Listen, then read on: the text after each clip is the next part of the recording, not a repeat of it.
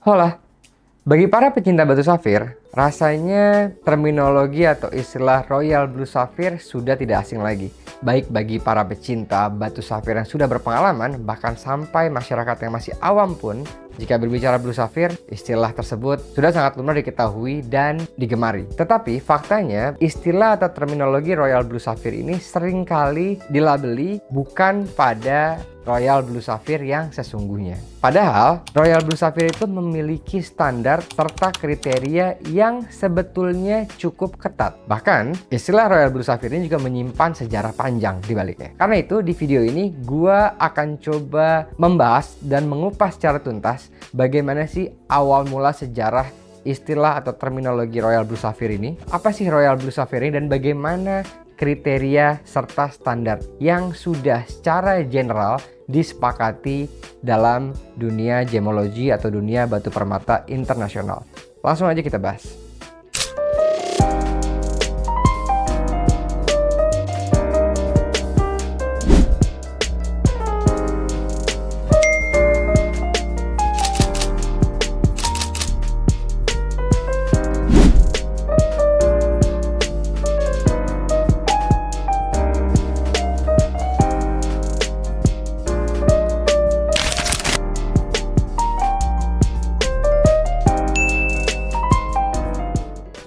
Sebentar, sebelum kalian lanjut, kalian tahu nggak kalau sekarang di setiap pembuatan sertifikat GRI Lab, kalian juga akan mendapatkan bonus video batu permata kalian secara SD, zoom dan detail, dan mutar 360 derajat yang bisa kalian akses ketika kalian scan QR code pada sertifikat tersebut.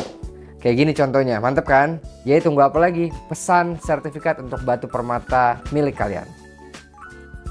So, pada dasarnya, istilah Royal Blue Sapphire itu pertama kali muncul atau digunakan untuk batu Blue Sapphire yang secara spesifik berasal dari Mogok, Birma. Jadi di Birma itu bukan hanya dikenal sebagai penghasil rubinya saja, tapi juga penghasil Blue Sapphire-nya yang terkenal memiliki warna intense blue yang cukup apik. Seiring berjalannya waktu, istilah atau terminologi Royal Blue Sapphire ini semakin dikenal luas dan juga diberikan atau diakui untuk barang-barang Blue Sapphire dari asal negara lain. Sebut saya dari Sri Lanka, dari Kashmir, dari Madagaskar, Tanzania, dan lain sebagainya. So, kalau kita bicara soal Royal Blue, ada kriteria dan standar ketat yang telah disepakati bersama. Dan kriteria ini pada awalnya digagas oleh Gublin serta SSCF dari Swiss.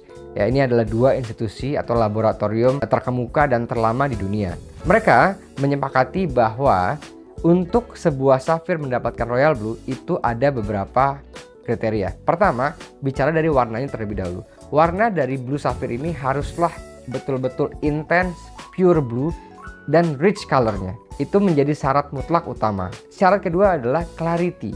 Untuk mendapatkan gelar Royal Blue pada Blue Sapphire, safir tersebut tidak boleh memiliki inklusi yang dapat terlihat secara kasat mata. Karena kalau clarity terlihat secara kasat mata, itu sudah pasti akan berdampak pada penampilan warna secara keseluruhan yang tentunya akan mengganggu kesempurnaan. Karena sekali lagi ya, Royal Blue Sapphire adalah gelar kesempurnaan bagi Blue Sapphire yang terbaik.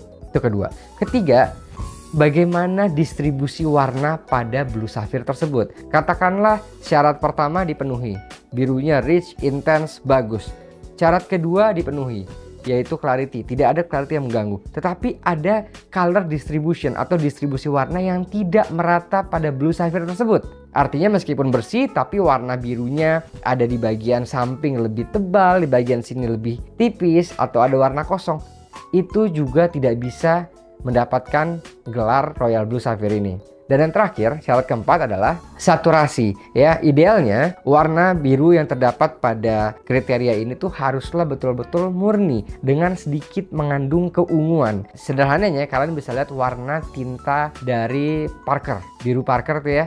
Itu persis exactly bagaimana warna Royal Blue yang paling ideal. Ini adalah syarat keempat, syarat mutlak. Tetapi warna Royal Blue ini juga terdapat beberapa jenis ya. Kadang ada Royal Blue yang cenderung agak tua, sedang, atau agak muda ya. Tetapi selama keempat syarat ini dipenuhi, maka Blue Sapphire ini dapat dikategorikan atau diberi gelar sebagai Royal Blue.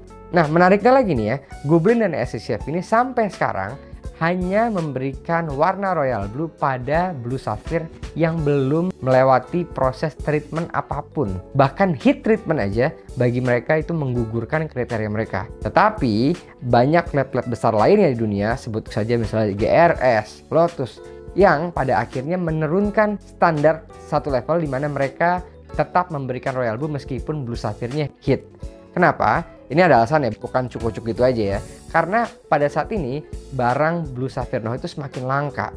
Mungkin pertimbangan mereka adalah ini kalau misalnya hanya diberikan pada blue sapphire no heat, waduh kayaknya makin jarang banget nih royal blue. Padahal heat treatment kan bukan penambahan warna kan. Toh kalau hasil heat treatment menjadikan blue sapphire menjadi royal blue, why not? Pertimbangan mereka itu. Dan pertimbangan inilah yang pada akhirnya justru diikuti secara mayoritas oleh lab-lab besar lainnya. Sebut saja EAJS, GIT, Lotus, bahkan GRI dan lain sebagainya. Nah, kalau kita bicara secara spesifik di market Indonesia, gue seringkali menemukan orang itu terlalu mudah menyematkan atau melabeli barang tersebut dengan istilah royal blue. Bahkan untuk barang-barang yang kasarnya dalam kriteria tadi yang gue sebutkan, mungkin 3 diantaranya udah nggak lolos, tapi tetap mereka sebut sebagai royal blue sapphire. Akibatnya apa? Ketika dia masuk kayak misalnya ke GRI, banyak yang kadang orang kecewa. Ini barang kan royal blue, kenapa GRI nggak kasih royal blue? Padahal kami tuh berusaha mengikuti standar-standar yang memang ada panduannya. Karena kita lab, kita harus mengacu pada standar yang sudah disepakati. Nggak boleh kita buat standar baru. Nah, harapannya dengan video ini, kita semua bisa sama-sama belajar bagaimana contoh-contoh warna royal blue yang sesungguhnya. Ya, karena sekali lagi royal blue adalah gelar kesempurnaan. Kesian barang-barang blue sapphire yang memang pantas dilabeli royal blue apabila banyak barang-barang lain yang belum pantas dikasih royal blue tapi sudah disebut dengan kalimat-kalimat royal blue. Dan video ini gue buat murni sebagai bentuk edukasi terutama bagi para penonton channel ini agar kita paham. Tidak hanya dengan footage yang barusan juga kami tampilkan, kalian bisa sedikit banyak melihat atau mengetahui bagaimana yang royal blue dan bagaimana yang bukan. Kurang lebih seperti itu singkatnya. Semua balik lagi ke memang penilaian masing-masing. Karena meskipun royal blue ini telah memiliki kriteria dan standarnya masing-masing, tentu terkadang penilaian antar orang, antar mata, antar institusi itu dapat berbeda. Makanya sekali lagi, tentu perbedaan itu bukanlah mencari mana yang benar, mana yang salah. Tapi perbedaan itu justru harus menghasilkan satu pemahaman yang secara garis besar itu sebetulnya dapat dipelajari dan diamati. Ya, itu pesan dari gua. Thank you so much for watching. Coba kalian bisa juga komen di bawah,